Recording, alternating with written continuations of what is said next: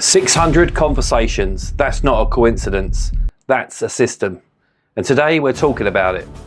Because Britain, there is an unwritten rule for men. And that rule is, you like football. Quietly mugged _GB. 4.2 thousand upvotes. In Britain, football isn't just a sport. It's the social operating system for men.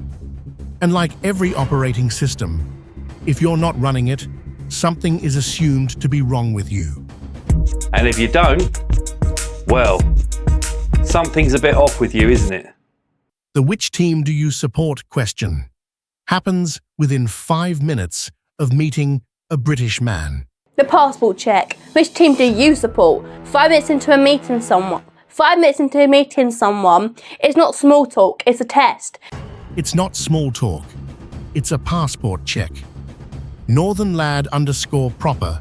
2.8 thousand upvotes.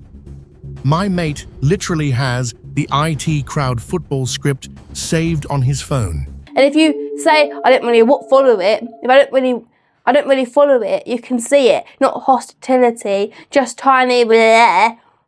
Uses it every World Cup. Nobody has ever noticed. Football fraud _UK. 6.1 thousand upvotes. Nobody handed you the rule. There's no official document, no statute, but it exists. And the penalty for breaking it isn't aggression. It isn't hostility. It's quieter than that. Like you've told them you never had a bacon sandwich. A sitcom had to write a cheat sheet for how to survive a football conversation in Britain. And millions of people watched that and thought, yeah, I've done that. It's never aggressive. Nobody's horrible about it. You just get this look, like you've turned up to a meeting in the wrong building and nobody wants to tell you.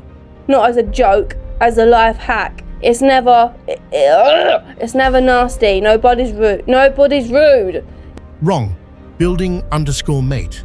3.4 thousand upvotes. Britain doesn't punish you for not liking football. It just makes you feel slightly broken for it.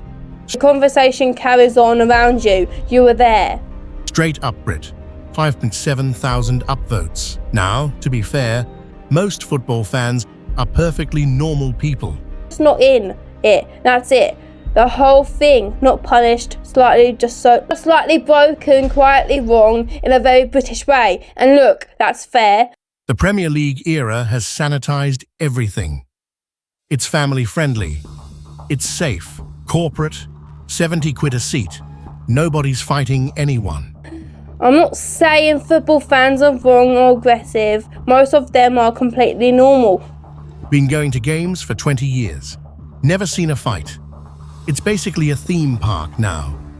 Very expensive, slightly corporate, but fine. Premier League is basically a theme park now. Expensive, corporative, perfectly safe. But that's not the point. Slightly corporate, but fine. Match day. Dad _SE. 1.9 thousand upvotes. As a man in Britain, you're just kind of expected to be interested in football. Nobody ever said it. It's just there.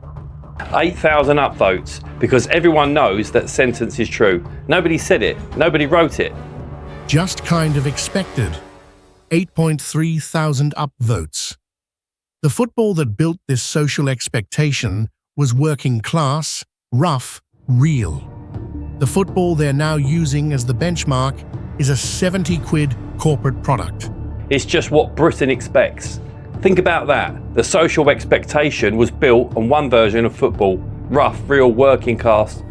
You're being judged by a passport that was issued in a Britain that doesn't exist anymore. Classlens _UK. 4.6 thousand upvotes. So why did football get appointed as the social passport for half the British population? 11,000 upvotes because it's true, isn't it? It's a man who can tell you every Premier League transfer fee since 2005. Who decided that? And more importantly, when do we get a vote? Football is just nerdery. Socially acceptable nerdery. A man who knows every Premier League top scorer since 1992 is passionate. A man who knows every component of a 1978 Ford Cortina is a nerd. Same obsession. Britain just picks the winner.